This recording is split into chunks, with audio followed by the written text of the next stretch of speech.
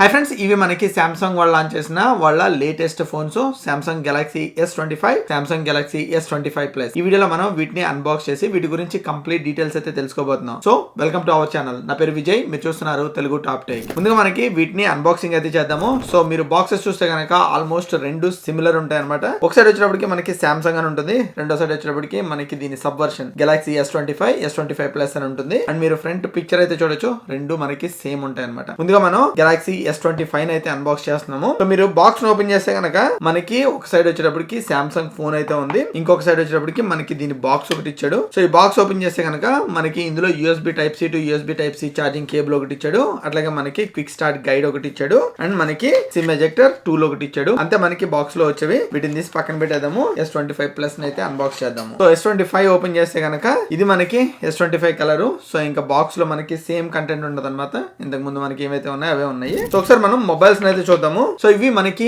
Phones. So ఒకటి వచ్చేటప్పటికి red colour, ఇంకొకటి వచ్చేటప్పటికి బ్లూ కలర్. సో మెయిన్ గా నాకు ఈ ఫోన్స్ లో బాగా నచ్చినవి ఈ కలర్స్ అండి. కలర్స్ వచ్చి చాలా బాగున్నాయి యాక్చువల్లీ. సో వీటి ఫ్రంట్ సైడ్ వచ్చేటప్పటికి మనకి బ్లాక్ పేపర్ అయితే ఇంక్లూడ్ చేశాడు. సో వాటిని ఓపెన్ చేద్దాము.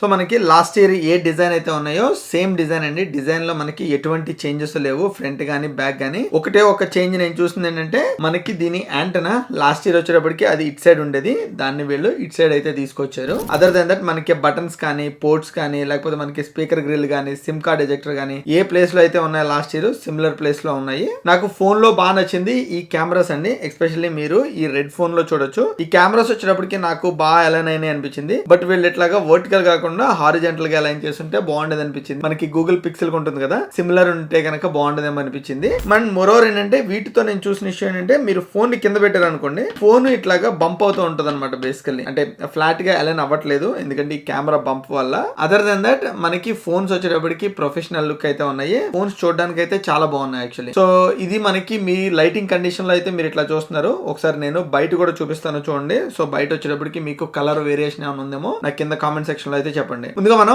ఈ రెండు ఫోన్స్ యొక్క ప్రైస్ డీటెయిల్స్ అయితే తెలుసుకుందాము. మీరు ఒకవేళ వీటి ప్రైస్ డీటెయిల్స్ కావాలంటే కనుక నేను స్క్రీన్ మీద వదిలేస్తున్నా చూడండి. ఇక్కడ మనకి మల్టిపుల్ మోడల్స్ మల్టిపుల్ కంట్రీస్ లో ఎంత ప్రైస్ పడుతుంది అనేది ఇక్కడ అయితే చూపిస్తున్నాను. సో ఫస్ట్ మనకి ఇండియాలో వచ్చేటప్పటికి సామ్సంగ్ గెలాక్సీ S25 256GB తోటి స్టార్ట్ అవుతుంది. ఇది వచ్చేటప్పటికి మనకి 81,000 అయితే పడుతుంది. వేరేజ్ మనకి సామ్సంగ్ గెలాక్సీ S25 ప్లస్ వచ్చేటప్పటికి 256GB తోటి స్టార్ట్ అవుతుంది. ఇది వచ్చేటప్పటికి మనకి 93,000 అయితే పడుతుంది. వేరేజ్ మీరు ఇవే ఫోన్స్ ని మీరు US లో తీసుకుంటే కనుక సామ్సంగ్ గెలాక్సీ S25 256GB వచ్చేటప్పటికి మనకి $877 అయితే పడుతుంది, ఇంక్లూడింగ్ ట్యాక్సెస్. సో ఈ ట్యాక్సెస్ వచ్చి మనకి డిఫరెంట్ స్టేట్స్ లో వేరీ అవ్వచ్చు. మోస్ట్లీ మనకి ఒక $1,000 అటు ఇటులో మనకి సేమ్ ప్రైస్ కి అయితే వస్తాయి. సో ఇది మనకి US లో వచ్చేటప్పటికి 75,000 అయితే పడుతుంది. వేరే మనకి గెలాక్సీ S25 ప్లస్ వచ్చేటప్పటికి 256GB వచ్చేటప్పటికి $1,082 అయితే పడుతుంది. సో దీన్ని మీరు ఇండియన్ రూపీస్ కింద కన్వర్ట్ చేస్తే మనకి సమ్మర్ అరౌండ్ 93,000 అయితే పడుతుంది. సో మీకు ఇండియన్ ప్రైస్ కి US ప్రైస్ కి పెద్ద డిఫరెన్స్ అయితే లేదు. సో మీరు ఈ మొబైల్స్ ఎక్కడైనా పర్చేస్ చేయొచ్చు. మీరు ఒకవేళ ఈ మొబైల్స్ యొక్క కరెంట్ ప్రైస్ చెక్ చేయాలంటే కనుక నేను కింద డిస్క్రిప్షన్ లో లింక్స్ ప్రొవైడ్ చేస్తున్నాను, లేదా మీకు కార్నర్ లో ఫ్లిప్కార్ట్ లింక్స్ అయితే ప్రొవైడ్ చేస్తున్నాను. మీరు అక్కడికి వెళ్ళి వీటి లింక్స్ అయితే చెక్ చేయొచ్చు. ముందుగా మనకి ఈ ఫోన్స్ కి లాస్ట్ ఇయర్ మోడల్స్ కి ఉన్న మేజర్ డిఫరెన్సెస్ అయితే చూద్దాము. సో ఫిజికల్ గా చూస్తే కనుక ఎక్సెప్ట్ మనకి కలర్స్ కాకుండా మనకి ఫిజికల్ గా ఎటువంటి చేంజెస్ లేవు. తర్వాత మనకి ఇందులో ఉన్న ప్రాసెసర్ విషయానికి వస్తే కనుక S24 లో వచ్చేటప్పటికి స్నాప్డ్రాగన్ 8 Gen 3 ప్రాసెసర్ అయితే ఉండేది. ఇది మనకి Exynos 2400 ప్రాసెసర్ అయితే ఇచ్చేవారు. అండ్ ఇప్పుడు మనకి వీళ్ళు దీన్ని అప్గ్రేడ్ చేశారు.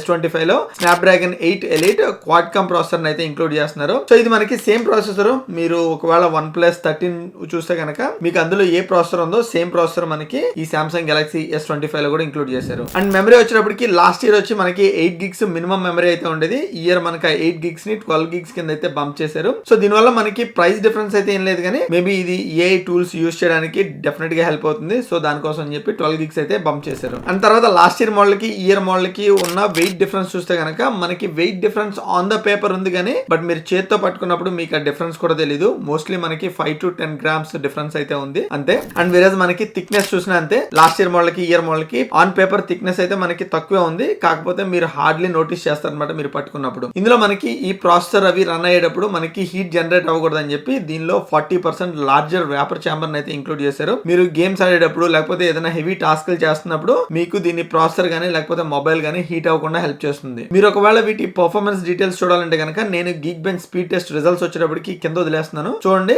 సో ముందుగా మనకి CPU స్పీడ్ టెస్ట్ రిజల్ట్స్ వచ్చేటప్పటికి ఇట్లా ఉన్నాయి. తర్వాత మనకి GPU స్పీడ్ టెస్ట్ రిజల్ట్స్ వచ్చేటప్పటికి ఇట్లా ఉన్నాయి.